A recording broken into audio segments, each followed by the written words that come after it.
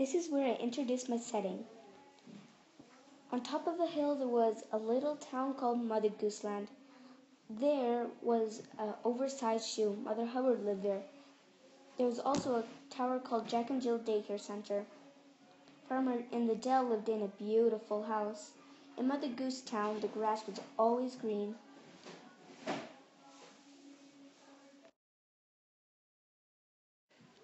This is where I introduce my crime scene.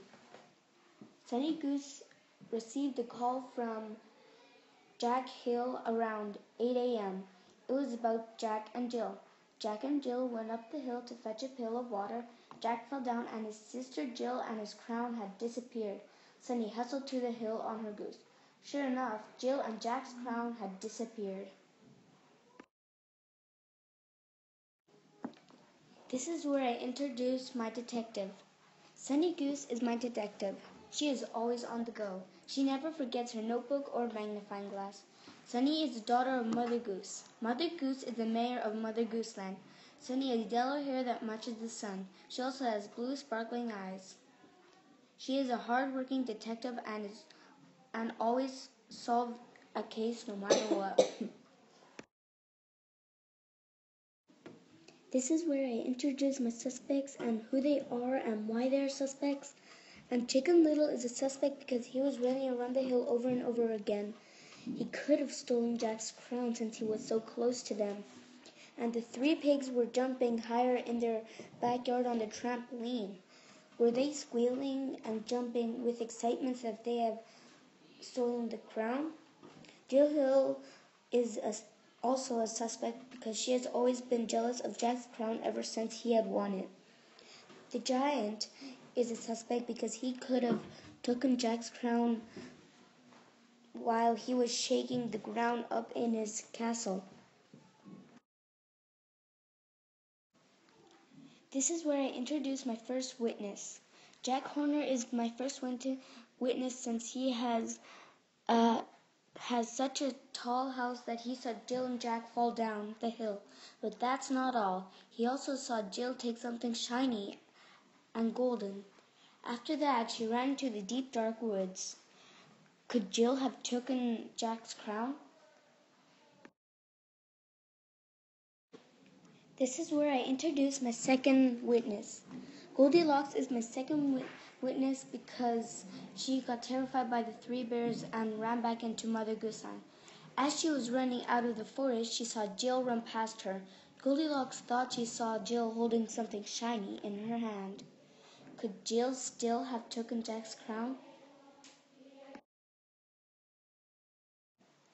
This is where I introduce my third witness. Little Bo Peep is my third witness because she went to Mother Gooseland to find her lost sheep. Somebody ran past her faster than a blink of an eye. It could have been Jill Hill, since she's fast at mostly anything you could imagine. This is where I introduce my first clue. Sunny Goose wandered around in the muddy forest. Then she saw a muffin stuck in the mud. It must be Little Red Riding Hood, she yelled to herself, because she told me she was going to deliver muffins to her ill grandmother. This is where I introduce my second clue. Detective Sunny scanned the muffin with her fingerprint detector. This isn't making sense, Sunny yelled to herself.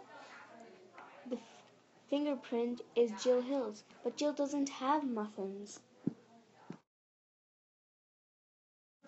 This is where I introduce my third clue. Little by little, the sky began to darken. Miss Goose saw that there was something pink glowing against the dark. She ran to it. It was a lipstick Sunny gave to Jill for her birthday. Jill Hill, she huffed loudly. But I'm not sure. This is where I introduce my fourth clue. Sunny went on. She took a look at her boots. They were highly muddy, but she kept going. Then Sunny Goose saw a piece of Jill's blue apron in the mud. Sunny took the smooth blue cloth and wandered along. Sunny was starving, so she climbed a tree, ate her apple, and went on. This is where I introduce my fifth clue. A piece of newspaper was soaring through the air. Sunny caught it. It read, "Thanks, Little Red Riding Hood, for letting me have a muffin. Jill Hill." So off Sunny crept to Little Red Riding Hood's house. There, Sunny found Jill eat a muffin with a crown on her head. This is where I introduce my red herring. The giant was one of Sunny Goose's suspects, so she climbed the beanstalk and interviewed him. So she figured out that the giant made all Mother Gooseland shake didn't even know anything about the case. He was only chasing Jack to get his cute chicken back. The giant made all of Mother Gooseland shake with his running. This is where I introduce my case solved. The case was solved when Sunny Goose found the muffin with Jill's fingerprint. She knew who the suspect was, Jill Hill. Sunny went to Little Red Riding Hood's house and saw Jill eat her last muffin. Jill knew that she was a slow counter for the fastest goose counting contest, so she just stole Jack's crown. Jill got thrown into jail of sadness for 2 months. Jack's Missing Crown by Judith. Mother Gooseland was a place as busy as bees. The town was getting ready for the fastest goose counting contest. Sunny Goose, daughter of Mother Goose, was a detective in downtown Gooseland. Not a far distance away from where Sunny lived, there was a gigantic shoe. Old Mother Hubbard lived there. Also, there was a tower called Jack and Jill Daycare Center. Next door, there was a beautiful house. Farmer the Dell lived there. In Mother Gooseland, the grass was always green. There were many other nursery rhyme buildings built in Mother Gooseland. Nobody in Mother Gooseland would be expecting the fastest goose counting contest to be interrupted by a mystery. That morning around 8 a.m., Detective Sunny received a call from Jack. Jack and Jill went up the hill to fetch a pail of water. Jack fell down, and his sister Jill and his crown had disappeared. Sunny hustled to the hill on her goose. Sure enough, Jill and Jack's crown had disappeared. Later that afternoon, Sunny decided to take a walk in the deep woods. There, Sunny saw a muffin stuck in the mud. It had a ruby in it. Sunny yelled to herself, "It must be Little Red Riding Hood." Sunny went to Little Red Riding Hood's house. Little Red Riding Hood, also known as Red, was home with an empty basket in hand. Ding dong, went Red's doorbell. Little Red Riding Hood opened the door. Sunny asked Little Red Riding Hood if she had the crown. "Of course not," replied Little Red Riding Hood.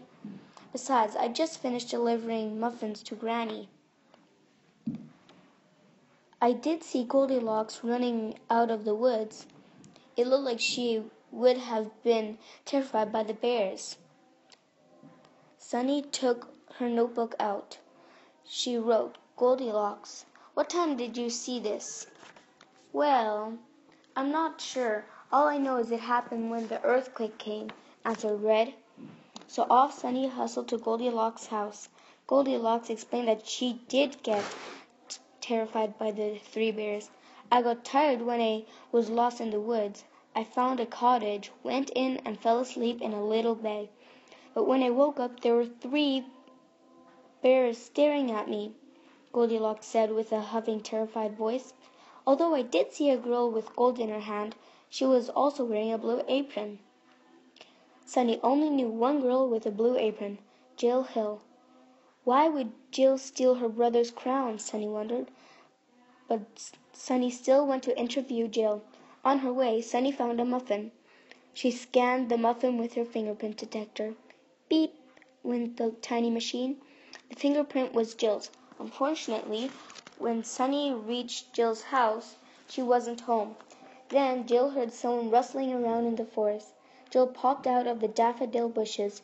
To Jill's surprise, Sunny was tapping her foot and looking at Jill angrily. Jill asked, "Is something wrong?" Sunny took a deep breath and answered, "Of course something's wrong. Haven't you heard your brother's tumbled down the hill and lost his crown?" Jill looked worried. "No, I don't." "Are you sure?" Sunny said, raising an eyebrow. "Of course I'm sure. But did you see Jack Horner staring?" Before Jill finished, Sunny had disappeared just like Jack's crown.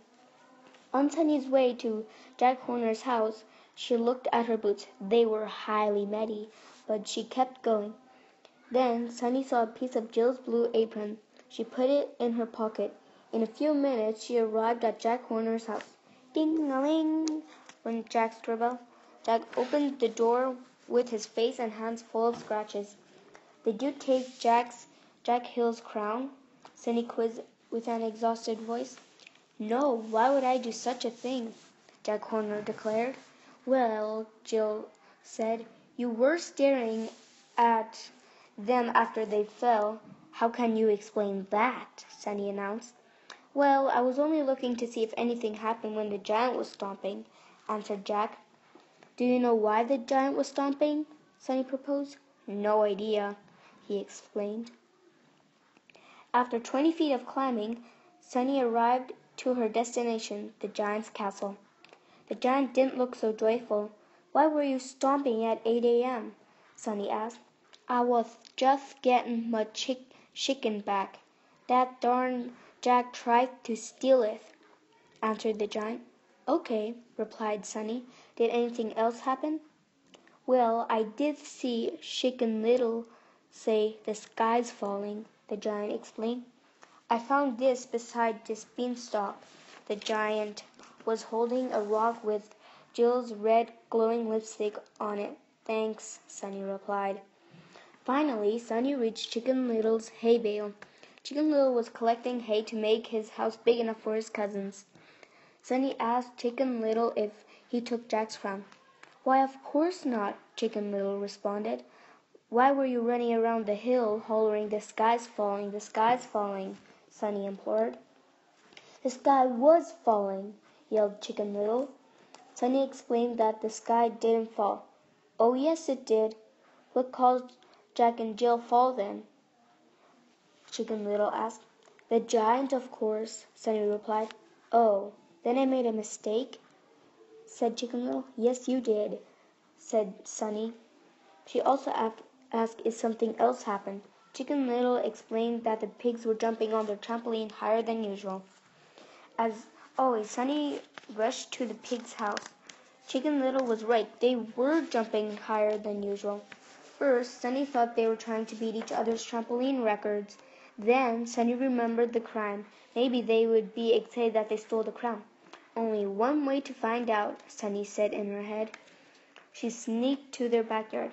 Oh, piggies, Sunny whispered in a high-pitched voice. All the pigs froze. Sunny strolled to the trampoline and asked if the pig took Jack's crown. No, said the oldest pig. The two younger ones stood behind him. They were both shy. Why were you jumping so high then? Sunny replied. We were bouncing and talking about the earthquake, said the oldest pig. The giant stomping, Sunny corrected the oldest pig. Sunny told the oldest pig that the crown went missing. She also asked him if he took the crown. The pigs answered, no. But he explained that Little Bo Peep, also known as Mrs. Peep, was looking in every corner of Mother Goose Land. The two other pigs nodded. So off Sunny went to Little Bo Peep's house. When Sunny reached Mrs. Peep's house, she had already shaved her sheep. Did you take Jack's crown? Sunny proposed. And why were you wandering around in Mother Goose Land? Mrs. Peep stood up and dusted her dress. I was in Mother Goose Land to find Joe and Mo, she explained. Those naughty sheep didn't want to stay with the rest of the sheep, and I didn't take Jack's crown. Sunny sighed deeply. Who could have taken Jack's crown? She thought. I did see something or someone faster than the blink of an eye, Little Bo Peep replied. I think it was Jill because she's fast at mostly anything you could imagine. Now that Sunny knew the giant was just a red herring, she erased his name off from the suspect list and wrote his name under red herring. Underneath his name, Sunny wrote, Getting chicken back from Jack. Sunny continued walking to Jill's house. On Sunny's way to Jill's house, she found a piece of newspaper soaring through the air. Sunny caught it. The note read, Thanks, Little Red Riding Hood, for letting me have a muffin. Jill Hill. Off Sunny crept to Red's house. There, Sunny saw Jill finish eating a muffin. Sunny entered Red's house. She asked Jill why